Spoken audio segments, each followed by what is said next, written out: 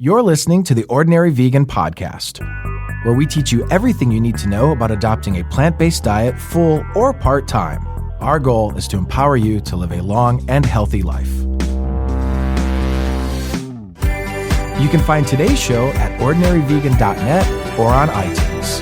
If you have any questions, please send an email to questions@ordinaryvegan.net. Hello, friends, and welcome to the Ordinary Vegan Podcast, number 18. If you're new to this podcast, my name is Nancy Montori, and I have a passion for wanting to make you your healthiest and happiest self.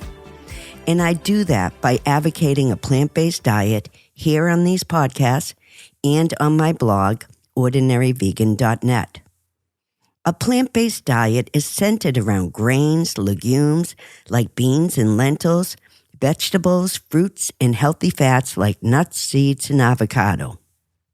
If you are new to this lifestyle, I recommend listening to podcast number 1, Getting Started on a Plant-Based Diet, and podcast number 3, How to Get Optimum Nutrition on a Plant-Based Diet. I just got back from the Holistic Holiday at Sea all-vegan cruise, where I do consultations. And I met so many inspiring people who were on that cruise because they wanted to take back their health. They were sick of being sick, and they didn't want to suffer anymore from diet-related diseases like heart disease, cancer, autoimmune disease, type 2 diabetes, and Alzheimer's disease, to name just a few. Study after study, speaker after speaker on that cruise presented evidence that a plant-based diet can eliminate, cure, reverse, or slow the decline of all these diseases. And then some. And I plan to share all that information I learned on that vegan cruise with you. Before I get started, I would like to thank Sandy Pugel, the founder of the Holistic Holiday at Sea, for creating this amazing voyage of health and wellness, and for bringing some of the most famous plant-based doctors on board to lecture and help people suffering from numerous chronic diseases. Watching those doctors on board and see how they extend their kindness and attention to the attendees even when they were not lecturing is also inspiring. And it all comes from Sandy Pugel's heart. If you want to join us next year, just go to atasteofhealth.org and mention Ordinary Vegan when you sign up for an onboard credit. I will put a link in this week's show notes. Now, let's get into today's podcast. One of the most engaging speakers on the cruise was a man named Dr. Michael Greger. Dr. Greger is the best-selling author of the book How Not to Die, and he also runs a nonprofit nutrition organization called nutritionfacts.org. I have seen him speak many times, and I always learn something new from him. And on this year's cruise, he discussed the connection between food and the third leading cause of disability here in the United States. Do you know what that is? Because I didn't. The third leading cause of disability in the United States is low back pain. This really hit home for me because I have family members who have gone through painful back surgeries that did nothing to alleviate their chronic pain and in some cases disabled them more. Millions of people worldwide suffer from low back pain, and the medical costs are soaring because of this epidemic. And as many of you know, back pain can be extremely debilitating and excruciatingly painful. The University of Washington, which looks at public and private spending on all diseases, named back pain the third highest money spent on treatment, only behind diabetes and heart disease. So, what does food have to do with back pain? In the United States, 80 million adults have a disease called atherosclerosis, and many don't know it. Atherosclerosis is a condition in which plaque builds up inside the arteries. Plaque is mainly made of cholesterol and fatty substances. Plaque can partially or totally block the blood's flow through arteries in your organs, like your heart. Atherosclerosis is a disease of the arteries. Here's what happens. Arteries are blood vessels that carry oxygen-rich blood to your heart and other parts of your body. When the plaque blocks the blood flow, for example, to your heart, it can cause a heart attack or stroke. In the past, people thought atherosclerosis had no symptoms until a plaque ruptures or the buildup is severe enough to cause a heart attack or stroke. But now they know that atherosclerosis can rear its ugly head early by causing diminished blood flow in small arteries that feed other parts of your body, like your spine. In other words, poor spinal blood flow in the back that causes back pain can be one of the early signs of atherosclerosis and heart disease. As an example, Dr. Greger showed a slide of an angiography, X-ray, showing normal spinal arteries on the left and clogged spinal arteries on the right. The clogged spinal arteries, which fed the spine, were completely clogged shut with cholesterol-laden plaques, creating no blood flow. When there is no blood flow to the back, you can experience back pain.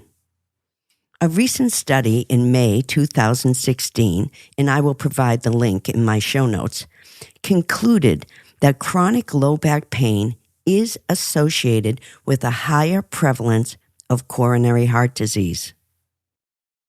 There are other studies that go back to 2006 about the connection between atherosclerosis of the lumbar vessels leading to low back pain as an early sign of heart disease, because those arteries in your back are so small they can be affected first.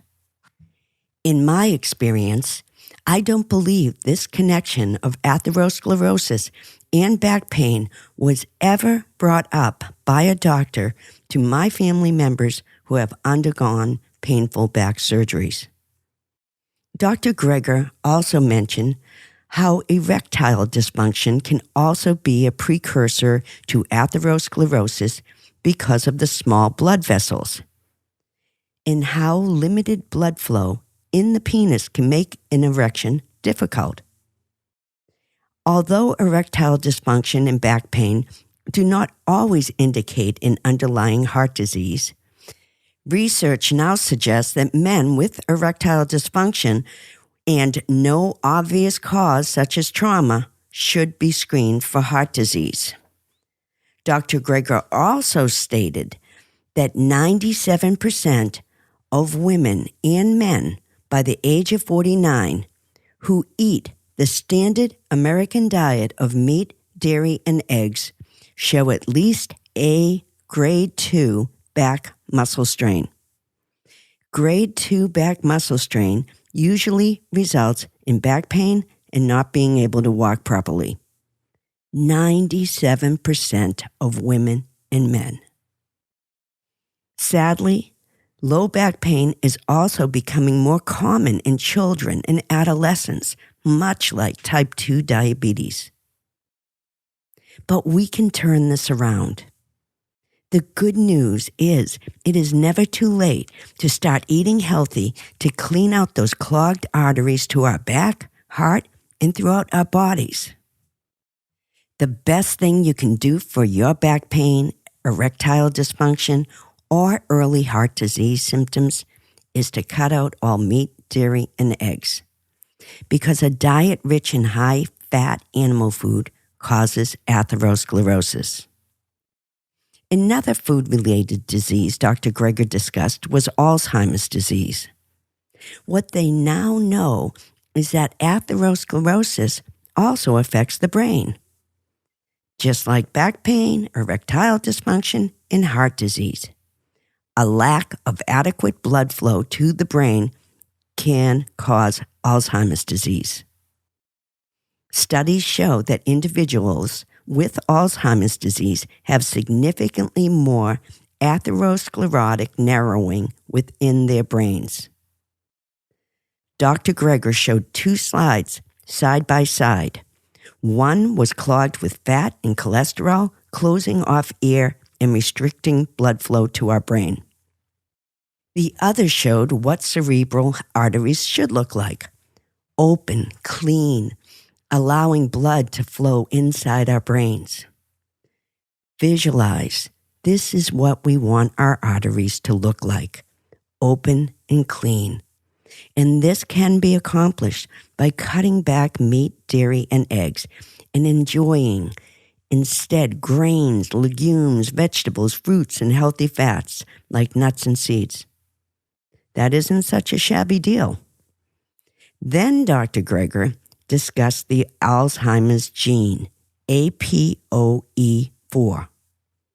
And this was pretty amazing. Did you know the highest frequency of the Alzheimer's gene in the world is in Nigeria?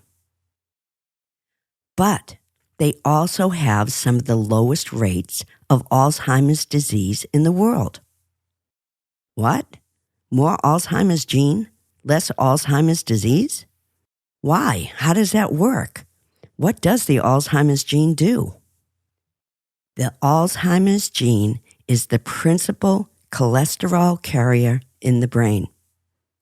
If your cholesterol is low because of your diet, then having low cholesterol leads to changes in Alzheimer's gene's expressions. And those people in Nigeria rely on a mostly vegetarian diet that is low in cholesterol. So when animal protein increases, so doesn't the risk of Alzheimer's disease. Like Dr. Campbell always says, if you don't water the genes won't grow. And that is great news for anyone who has the Alzheimer's gene, APOE4.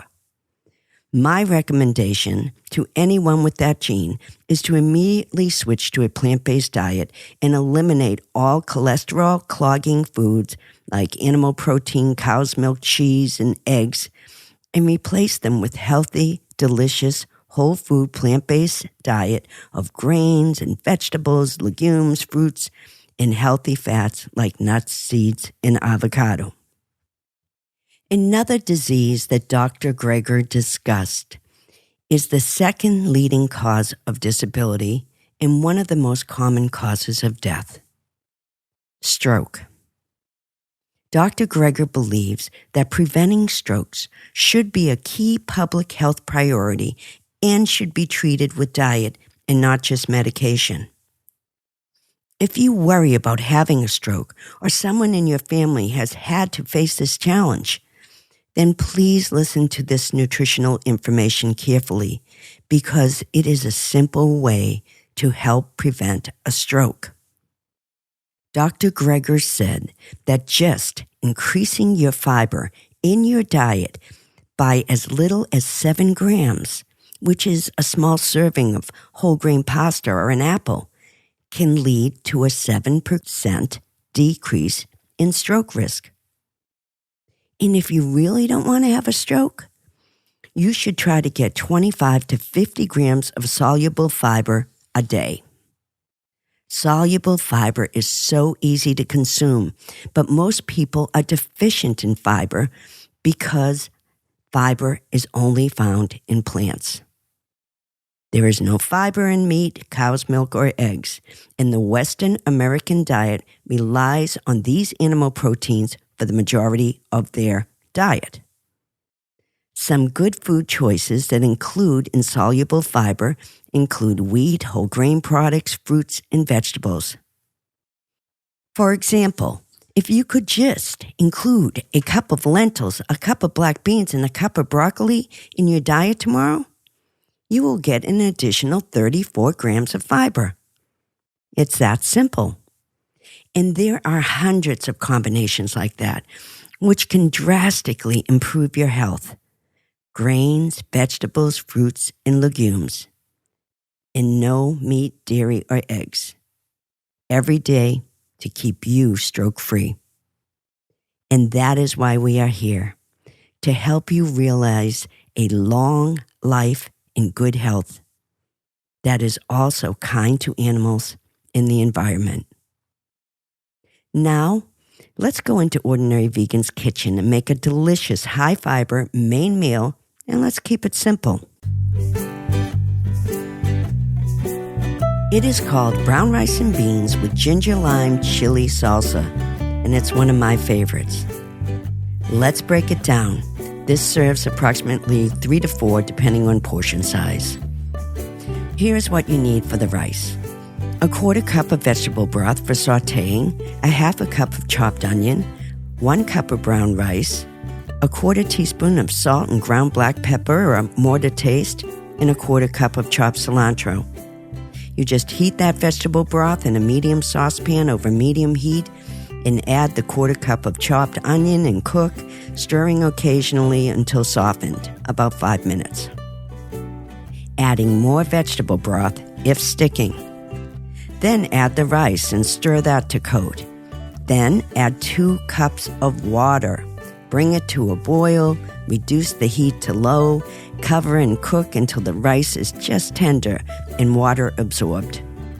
Keep a careful eye on the rice so it doesn't stick to the saucepan. After it's cooked, remove it from the heat, let it stand covered for 10 minutes, and then fluff the rice with a fork and fold in the 1/4 cup of chopped cilantro.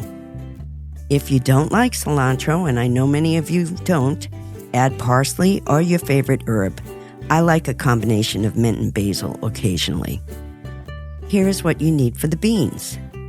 2 15-ounce cartons of rinsed, cooked black beans. 1 cup of vegetable broth plus a 1/4 cup for sautéing. A 1/4 cup of chopped onion, a teaspoon of ground cumin, a teaspoon of ground coriander, and a 1/4 teaspoon of salt and ground black pepper. Just heat a 1/4 cup of the vegetable broth in the medium saucepan over medium heat and add a 1/4 cup of the chopped onion.